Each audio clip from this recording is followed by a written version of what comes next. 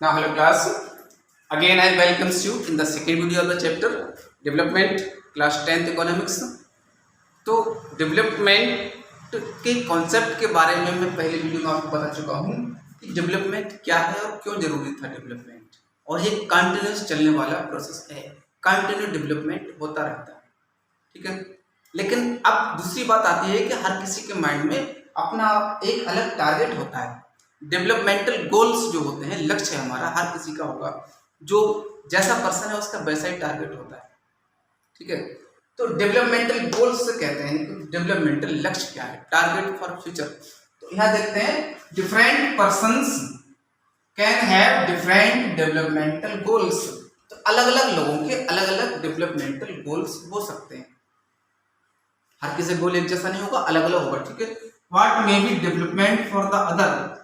तो जो भी डेवलपमेंट एक व्यक्ति के लिए होता है, यानी किसी के लिए जो वर्क एक डेवलपमेंट है, ठीक है। कोई भी गवर्नमेंट डेवलपमेंट कर रही है, वो रोड बनवा रही है, ठीक है। रोड्स एक कंजेस्टेड एरिया है, भीड़ जाता है इस रोड पर, तो रोड चौड़ा किया जाता है, या कहीं नई सड़क बनती है तो क्या होगा, गवर्नमेंट एक डेवलपमेंटल वर्क कर रही है, एक न्यू रोड कंस्ट्रक्शन हो रहा है। तो अब एक तो डेवलपमेंट हो रहा है, वो what may be development for the other but it may be destructive for the other. लेकिन कुछ लोगों के लिए ये विनाशकारी भी है। जिन फार्मर्स के खेतों में रोड पड़ रहा है तो उनके लिए क्या है, लॉस है, नुकसान हो गया, डिस्ट्रक्टिव है। एक तरफ डेवलपमेंट हो सकता है, दूसरी तरफ वही डेवलपमेंट हार्मफुल है, ना केवल फार्मर्स के लिए, लेकिन उन खेतों में कितना ग्रेन प्रोडक्शन होता, वो तो एक लॉस हुआ। लेकिन मजबूरी होती गवर्नमेंट की कि ये डेवलपमेंट, जो डेवलपमेंट ज़्यादा जरूरी है, कौन सा डेवलपमेंट ज़्यादा जरूरी है, क्योंकि ग्रोइंग नीड्स से, ग्रोइंग व्हीकल्स, पॉपुलेशन की जरूरत के लिए और रास्ते बढ़ाए जाने के लिए, रोड्स मेंटेन करने के लिए रोड बनाना भी तो जरूरी है। तो ज़्यादा जरूरत किस चीज़ की, तो वो वर्क करना पड़ता है।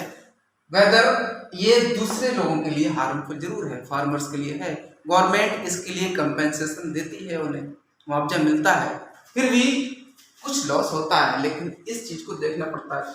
तो यहाँ देखा कि सभी के अलग अलग डिफरेंट डेवलपमेंटल गोल्स होते हैं, और एक डेवलपमेंटल वर्क दूसरे के लिए हार्मफुल हो सकता है, ठीक है। अब बात आती है कि डेवलपमेंटल गोल्स अलग अलग लोगों के लिए क्या क्या होंगे। फर्स्ट क्वेश्चन देखिए, लैंडलेस रूरल लेबरर्स।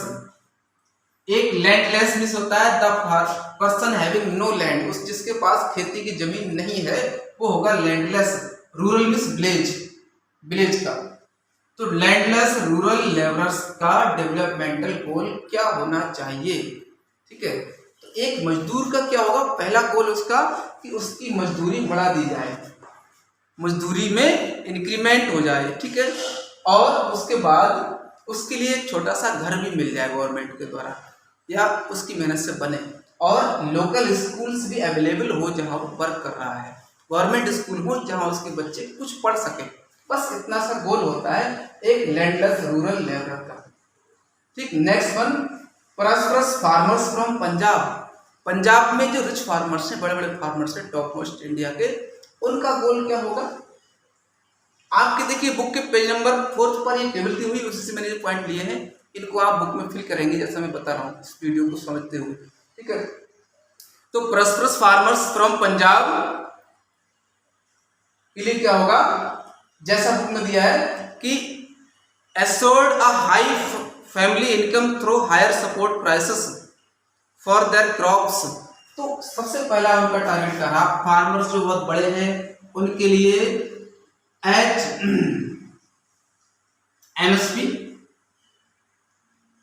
एमएसपी क्या है, सबसे अच्छी होनी चाहिए, जो प्रोडक्शन गेहूं और धान का प्रोडक्शन वो दिन रात करते हैं, और उनके लिए उस प्रोडक्शन का अच्छा रेट मिले, तो पहला गोल्स उनका होता है।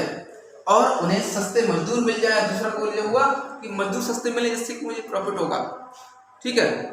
और उनके बच्चों की स्टडी एब्रोड हो, एब्रोड मतलब अच्छे कॉलेजेस में या विदेश में या देश के अच्छे कॉलेजेस में स्टडी हो। तो ये बड़े टारगेट्स हो जाते हैं इन लोगों के, इस गोल को पूरा करने के लिए वो डेवलपमेंटल वर्क करते हैं। नेक्स्ट वन है फार्मर्स डिपेंडिंग ऑन रेन। तो ऐसे फार्मर्स, इस रिच फैमिली फार्मर्स के बाद दूसरे जो फार्मर आते हैं ऐसे फार्मर्स जो बरसात पर डिपेंड हैं, वो चाहते हैं कि हर साल रेनी सीजन में उनकी बरसात हो और क्रॉप प्लांटेड हो जाए, ठीक है।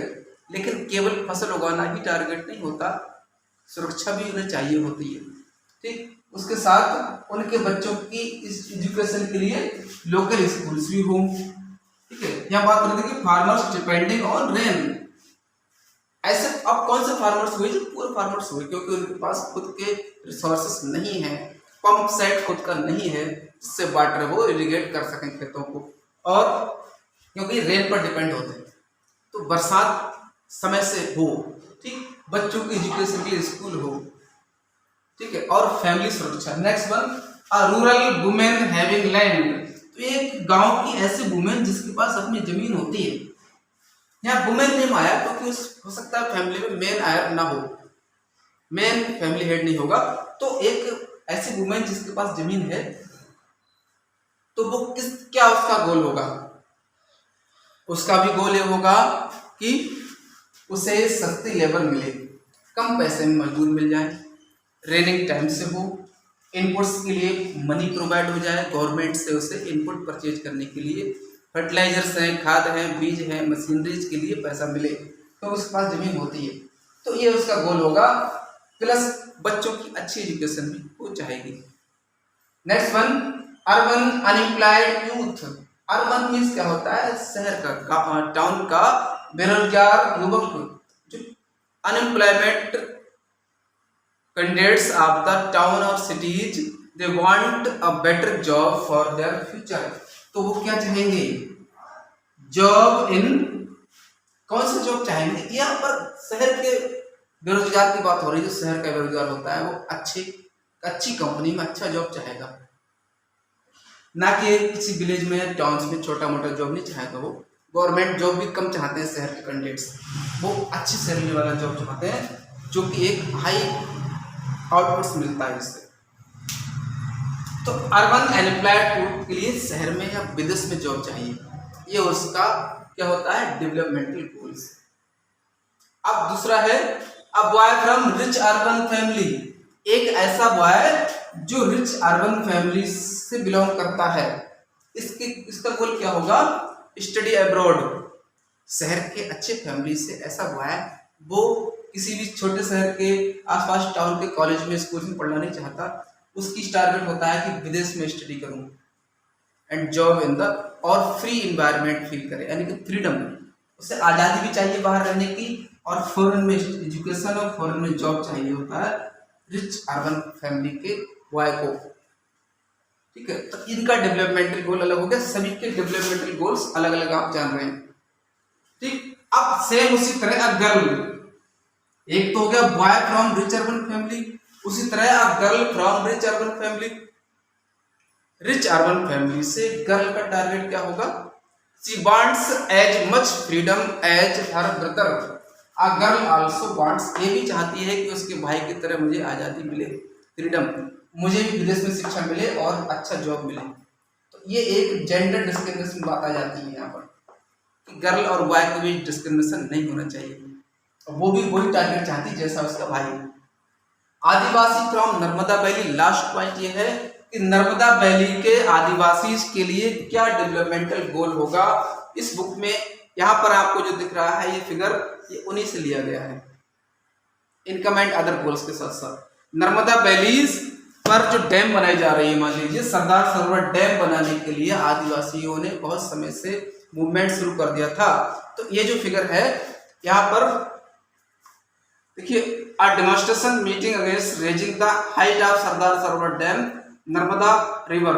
तो नर्मदा रिवर पर सरदार सरोवर डैम की हाइट को बढ़ाए जाने के विरोध में मूवमेंट कर रहे थे ये लोग, ठीक है। अब क्या होगा कि नर्मदा वैली में डैम बन रही है, डैम बनेगी तो वहां के आसपास जितने आदिवासी हैं उनको अपना घर बार छोड़ करके कहीं और एडजस्ट होना पड़ेगा, डिस्प्लेस होना पड़ेगा, उनका फैमिली डिस्ट्रॉयड हो जाएगा। तो उनका टारगेट क्या है कि हमें प्रॉपर कंपेंसेशन मिले गवर्नमेंट के द्वारा। नर्मदा डैम बनने से जो लॉस हो रहा है उनके जीवन का, उनका लाइफ का, प्रॉपर्टी का, होम और लैंड, फार्मिंग लैंड जो लॉस हो रहा है, उन्हें कहीं ना कहीं एडजस्ट किया जाए और प्रॉपर पैसा मिले। ये डेवलपमेंटल गोल इसका है आदिवासी इसका। तो ये डेवलपमेंटल गोल आप समझ गए होंगे क्या होता है, ठीक है। मेन पॉइंट अगर आपको लगता है जरूरी है तो इन्हें वीडियो रोक करके आप नोट कर सकते हैं।